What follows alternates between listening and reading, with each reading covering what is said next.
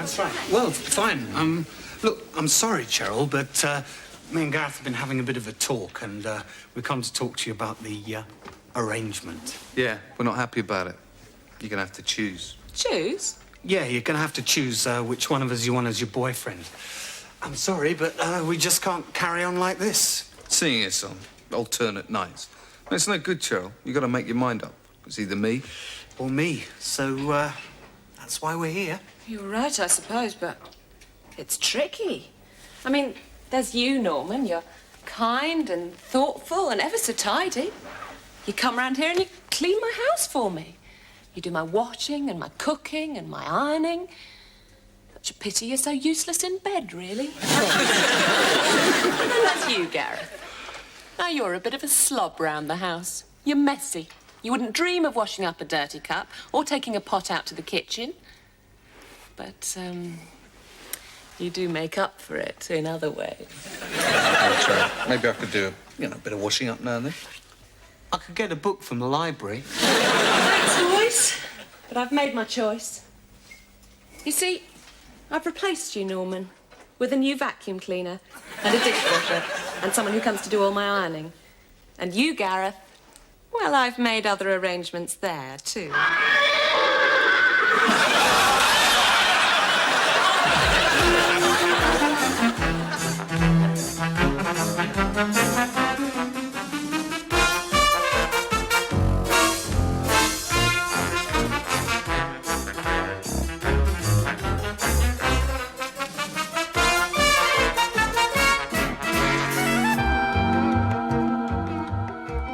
The rise in popularity of the Australian soap opera on British TV has been, to say the least, phenomenal. How well acquainted we all are with the day-to-day life and dramas of ordinary families in suburban Australia. But who are the people responsible for these dramas? Who are the brains behind the scenes? To find out, today I've come to Melbourne, Australia, to interview two such brains, the co-writers of these incredible soap operas, Bruce and Sarah Leen Collivers.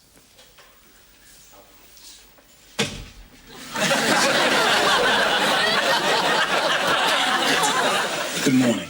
Now, first of all, Bruce, how did you get the idea for the programme? I see. I suppose what fascinates most viewers is the way that you intricately weave the subplot without any way straying from the main theme. Does this require a lot of discipline on your part?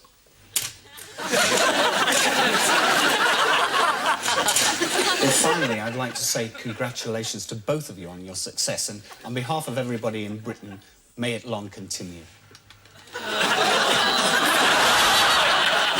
Thank you.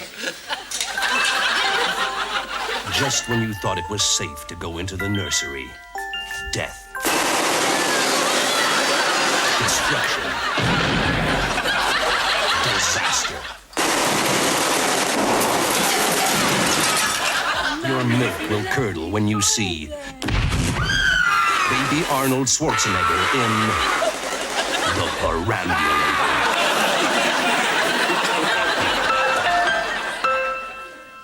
Hello, Billy. Hello, Johnny. Hello, everyone. I wonder if you can guess what Billy and I have been doing since we saw you last time. That's right. We've been going through puberty. You know what puberty means? No, it's not that. It means there's something changing in my genes. We know a song about that, don't we? Ging gang, gooly, gooly, gooly, gooly, water. Puberty means you can grow lots of crinkly little hairs in funny places. And that means Bruce Forsyth had a puberty on his head.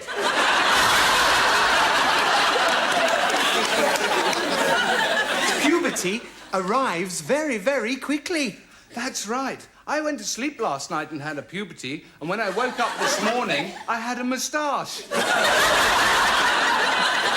That means Billy can become a ladies' javelin champion, doesn't it?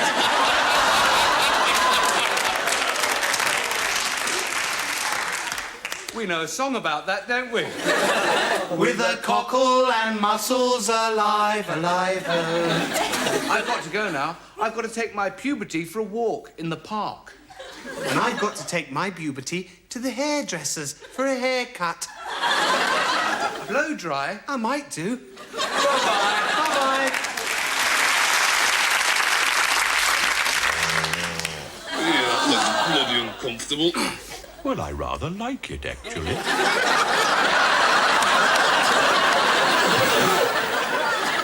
Some of you have been making a cup of tea, and it wasn't even a commercial break. If you do that again, Ronnie is going to come round your house. And rip your nose off your face and push it so far down your throat you'll be able to smell your own feet.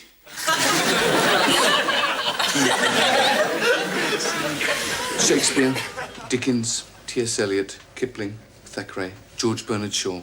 Undoubtedly an impressive display of English literature. And yet, the disappointing thing for me, none of them have got any tits in them.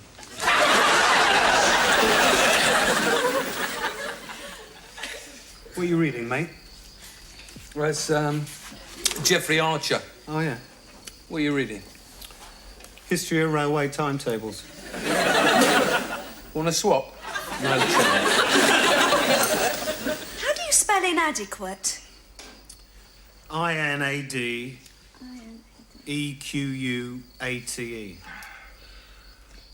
Is lovemaking hyphenated? Don't know. Yeah, it is. It's hyphenated. How many N's in minuscule?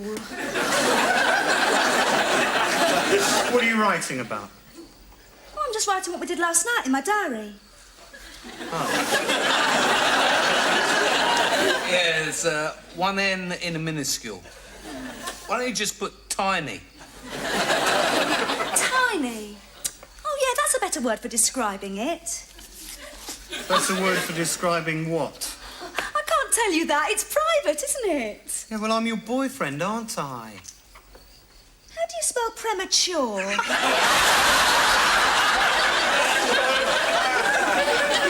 I don't know. It's P-R-E-M-A-T-U-R-E. Yeah. Right. I'm going for a swim. You coming, Sharon? Yeah. Inadequate. Lovemaking. Minuscule. Premature. Oh, dear, dear, dear. Wonder what she's writing about, Norm. Eh?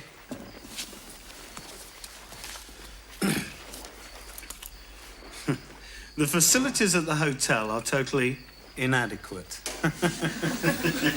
The beds had no blankets. We didn't exactly love making them. We called the manager, who was only 5'2". In fact, he was tiny. And he was balding prematurely. Finally, we went to bed and had another useless shag. God, he's pathetic.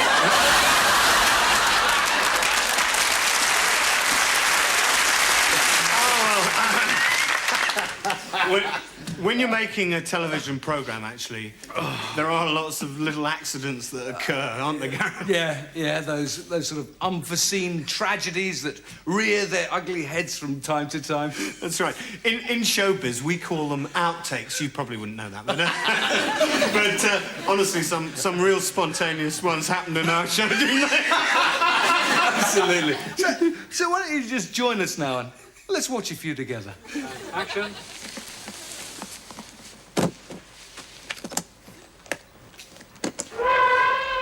No, Vic. Who put the elephant in the briefcase? Don't do that. Don't do what? Don't do that. Don't do what? Don't dangle a dart from the ceiling.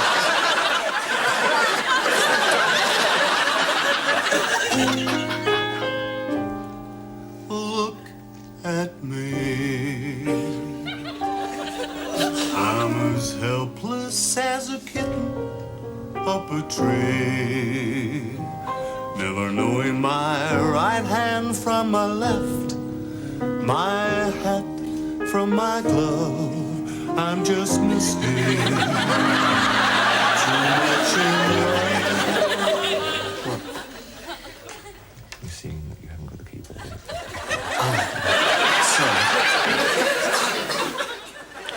Many people ask me why I moved out to the country. Well, it's not purely because of the pressures of living in a city. Somebody take the dog off my leg. The Filofax. Whose bright idea was this, anyway? What is it? I'll tell you what it is. It's a bit of old leather with a few metal rings on the inside and hundreds of pieces of useless paper, all with little holes printed down the side so they can fit over the metal rings. And this one cost me £50. I mean,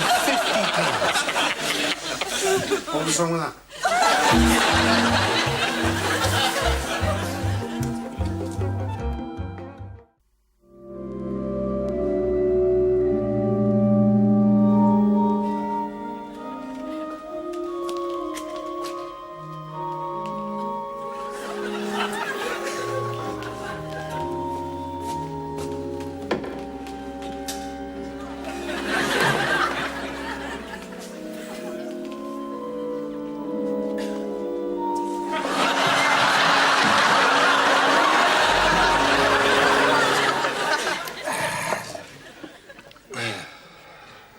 So why do you drink then? Me? I drink to come out of my shell. You know what it's like when you're in your shell. You want to come out of it. So you have a couple of beers, like? Yeah. And then so you're out of your shell, right? And there it is, like, beside you. And you're out of it. So you have another couple of beers then, do you? What? Yeah. You have a couple of beers and then, then you sort of get out your tree. Oh, you're out of your tree? Yeah. Oh. Yeah, I mean, sort of, there you were, right? Like, in your tree, like. But out of your shell? Yeah, out of your shell, but still in your tree. Right. And you have another couple of beers and... Bang. Bang. You're out of your tree and you're out of your shell as well, yeah? Yeah, that's right. Yeah. And you stand there, looking up at your tree, saying, how the hell did I get down here? It's not funny. No, it's not. I mean, once you're out of your tree, you have, like, another couple of beers and we all know what can happen then. Yeah. What? You go off your trolley. Right. Sorry, yeah, right. And once you're off your trolley, well, you're legless, ain't you? Legless, yeah. Yeah. Is that when you lose your rag then? That's right. What people don't appreciate, you see, about a predicament of your average piss artist is you've got no legs. Christ knows where your trolley's got to. Trolley, yeah. It's not funny. Oh, no. You couldn't even find your tree, let alone get back into it. And as for your shell, well, you've never been more out of it in your life. And just when you need your rag, you find you lost it. That's why I drink. Fancy another pint? Under a tree. By a brook. In a valley. Where nobody looks.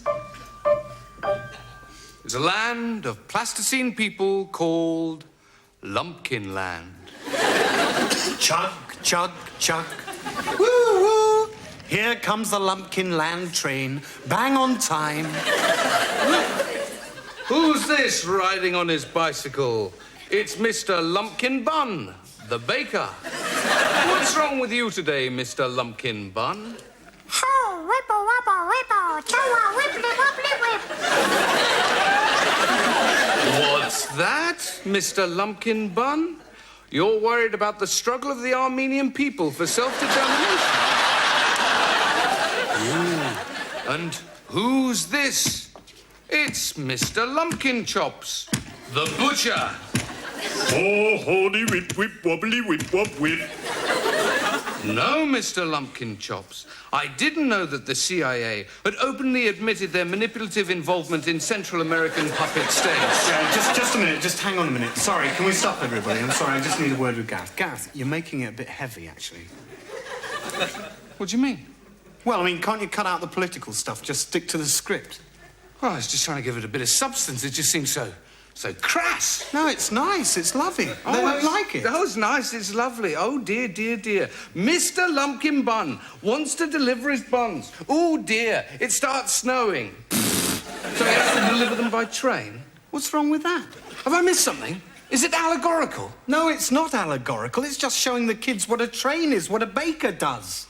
Well, all I'm doing is telling them what's going on in South America and what's happening in Armenia. Well, they don't want to know that sort of thing. Well, it seems a hell of a lot more relevant than the delivering buns in the snow problem. I mean, I can just see all those kids at home saying, "Oh, God, it's the bun plot again!" I bet they end up on the Lumpkin train singing the ruddy Lumpkin song. Look, Gareth, I know you wanted to get into current affairs, but you're stuck with us.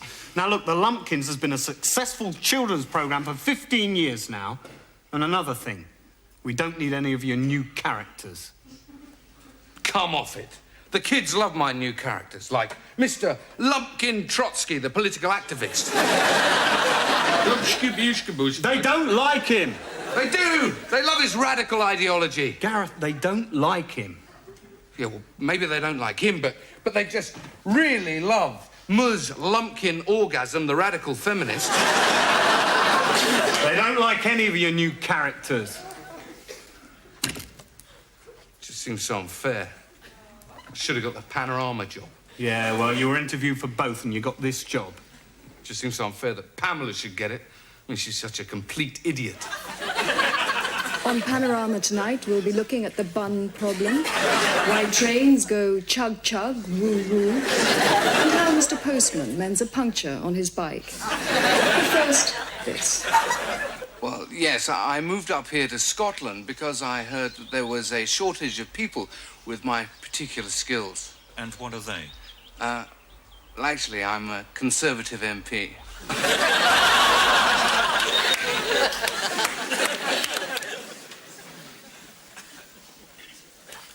Hello, sir. Hello. 6 more flight golf balls, please. More flights? Yes, certainly. Excuse me. That bloke outside, is that him off the telly? Oh, you mean Brucey? Yeah. Oh, yeah, that's Brucey, all right, yeah. Is he really? Oh, yeah. We get them all in here, you know. Brucey, Jimmy, Des, Ted. Ted? Ted Rogers. Oh, he's a smashing bloke. He comes in here for golf balls. I say to him, "Ted, how many do you want?" You know what he says to me? No, what? He says, 3, 2, 1. It's a lovely guy. It really is a kind, Yeah, that's a lovely anecdote, yeah. Yeah, you know what? Old Brucey, you know, what a scream. Oh dear, he is, yeah. What's he like in real life? He's just the same. Is he? Yeah, he's just the same every time he comes in here, right? Every time he comes in here, guess what he says? No, what? He says, Nice to see you nice. I said, look, steady on, Brucey. I said, steady on, Brucey. You don't get anything for a pair, not with this guy. You don't have to be mad to work here, but it helps. Hey, guess who was in just 10 minutes ago? Oh, he had me in stitches. Oh. Nick. Michael Barrymore? No, Michael Barrymore. You what? I'm back. I mean, he's funny. Yeah. He's very, very funny. Yeah. But he's not as funny as your Nick. No, Nick. Yeah, Nick. What is his real name, that bloke? Yeah. Yeah, anyway. Yeah, if all Zad is the stories they could tell. We have some fun in here, mate. Yeah, it sounds hilarious. Especially when Tarby comes in. Ah, now then. What a natural, eh? Tarby, he's my favourite. I like Tarby. He's never off stage. No? Never off stage. He tries out all his new material on me. He doesn't. Last week he came in here, he said, have you heard the one about the Irishman's Pakistani's mother-in-law? And you know what I said to him? I heard it 15 years ago.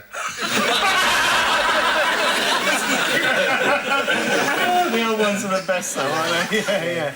Have you got those golf balls, please? Oh, yeah, sorry, yeah. There you go. That's, £50, please. £50 for 6 golf balls? Yeah, but these are the sort that Jimmy, Brucey, Ted and Des use all the time, though. Oh, better take them then, I suppose. Just exactly £50. Well, there you go. Lovely. Thanks very much. Thank you.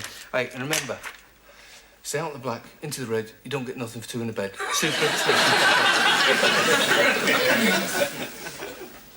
Can't beat a bit of bullshit. So, we come to the end of the series, Ron. Yep. And we've had a great time. Yep. We've really enjoyed ourselves. Yep. You're just agreeing with everything I say. No, I'm not. I've got hiccups. So, to all them people what have watched our show and helped us make it, we got a special little message, but we couldn't find the words, so we had to put it into a song. Yup. And I meant that one. It's the end of the show, and we've got to go. There's only one thing left to do. Not yet, Ron, not yet. At the end of the day, there's only one thing to say.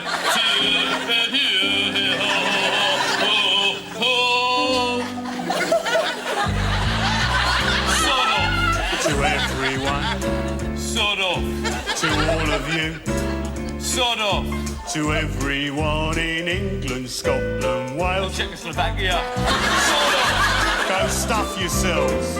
Stick your head in a plastic bag. Oh, why don't you all sod off? And now the dance.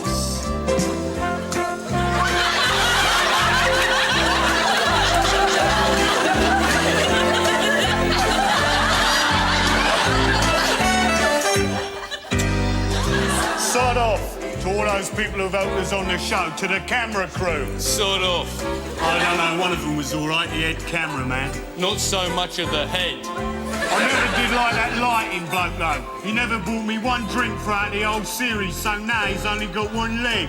Save a fortune on tap dancing lessons, then, won't it? That's for that director. Ha! He ain't gonna have much fun on honeymoon without it. No. The producer's dead, isn't he? Hang on. 3, 2, 1. He is now. I'm telling you one last time. Why don't you all What should we do now, Ron? go home? Sod off. Same thing.